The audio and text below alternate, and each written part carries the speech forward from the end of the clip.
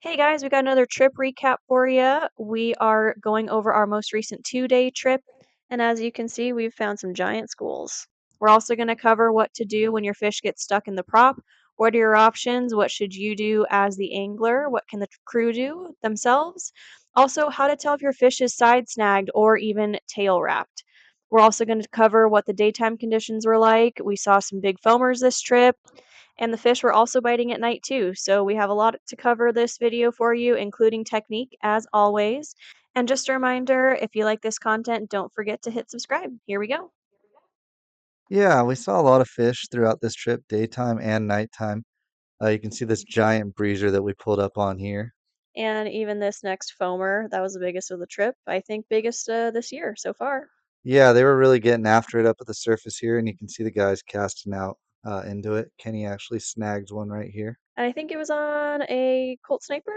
Yeah, something like that. We weren't able to ever turn the fish's head, so that's why we're assuming that we snagged the fish because it just kept on pulling drag and almost spooled him basically. Yeah, and this other guy who got hooked up too. I mean, it took a lot of drag. I mean, these fish were not your little football fish. No, they were like the 80-pound grade. You can see right here coming through us again. They balled up tight as they came into the boat, but we were still able to hook a couple. Yeah, the fish weren't super cooperative. It really was a matter of staying consistent and fishing throughout the day because they didn't really want to bite, even though we were seeing a lot of fish. A lot of mixed grade too. This one coming over the rail right here is like a 40, 45-pound fish. And we also had some pretty good mixed grade fish for the nighttime fishing as well. Yeah, those schools we were on during the day, we were able to stay on top of them and keep on tracking them into the night here and get started on a little bit of a night bite. And it never really was fully wide open. We really had to pick at them kind of throughout the night. Yeah, we couldn't get a school to bite the way we wanted to, where every single rod was bent. But picking away, like you said, the guys that spent the time at the rail and really worked at it, for the most part, were rewarded. I know a lot of guys were using pink this trip. Did you think that pink was the hot ticket? Yeah, I'm not sure if the pink knife jigs were especially on fire or if they were being used at a much higher rate. For the most part, I don't think the lure color matters, to be honest. Maybe on days like this when it is a little bit tougher to get a bite, but when it's wide open, you drop down a piece of lead, you're gonna get bit. And conditions are pretty nice too. You could get away with 300-gram versus something heavier, Definitely, you can see the boat is just hardly moving at all. which takes us up to the bow here. And you can see the fish is really high up on the surface with this guy fighting right now. Yeah, you can see by the angle of his rod here that that fish is way out there, which is kind of difficult for guys because you have a harder time using the rail. You got to really get low to keep a bend in it when you're using the rail and the fish is out on the surface. Yeah, I can't imagine, especially as a tall person, especially on the bow of the boat, just because there is that little step there. But you can see Alex, I mean, he's a tall guy and he just gets really low to be able to get a good angle to fight the fish. If you want to use that rail when it's out on the surface, that's the key there. You can see guys struggling a little bit to keep pressure on the fish with these heavy drags when the fish is out on the surface like this. And you always do want to make sure that you're winding, as we mentioned, as when you're moving laterally on the boat. Again, going back to Alex, you're really using his legs, his whole body to really work that fish. It's I know it's tougher with some taller guys, but he does a really good job. Yeah, he's keeping good pressure on the fish, keeping the circles tight. He's in the corner here, which can be dangerous when you have really nice weather like this because the fish will do big circles and it'll try to wrap up in the prop or the rudders. Yep, so this guy right here, he's on the side and fish is doing big circles. This is when fatigue starts to kick in for a lot of guys here. If we could have wound down right there and got one more lift real quick, we probably could have gaffed it. Instead, the fish was able to get another run. It just extended the fight a little bit.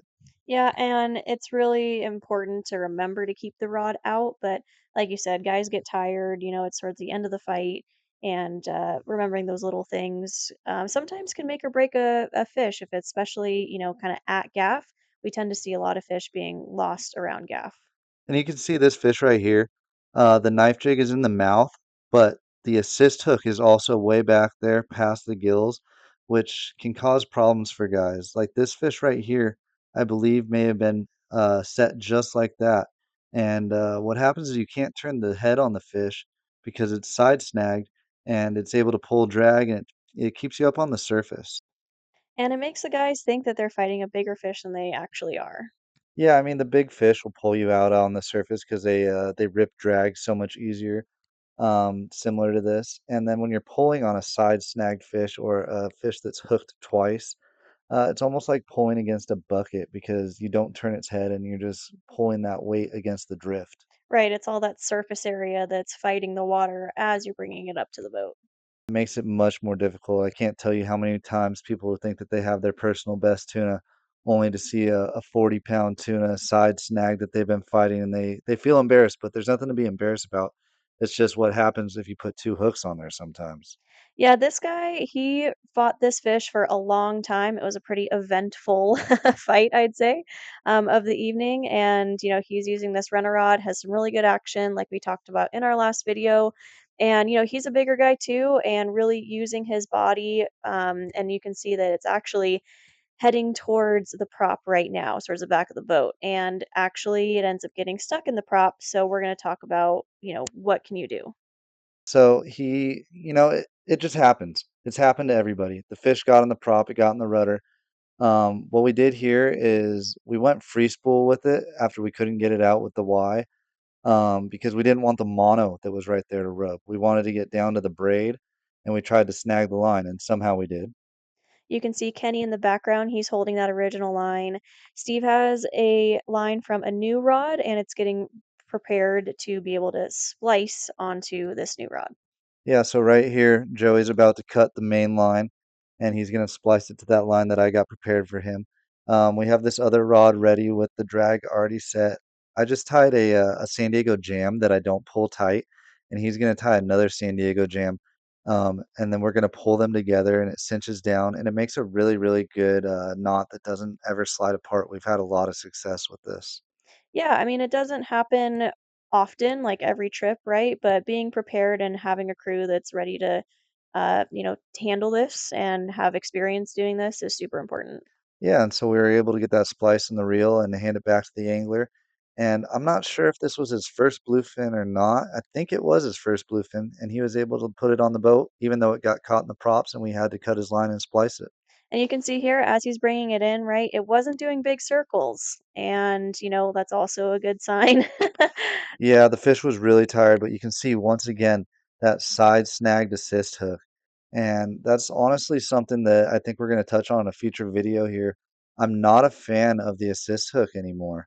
It just happens too often where guys get one in the mouth and one down the side on these smaller fish, and it takes much, much longer. It's a much more difficult fight, and it really kicks guys in the butt.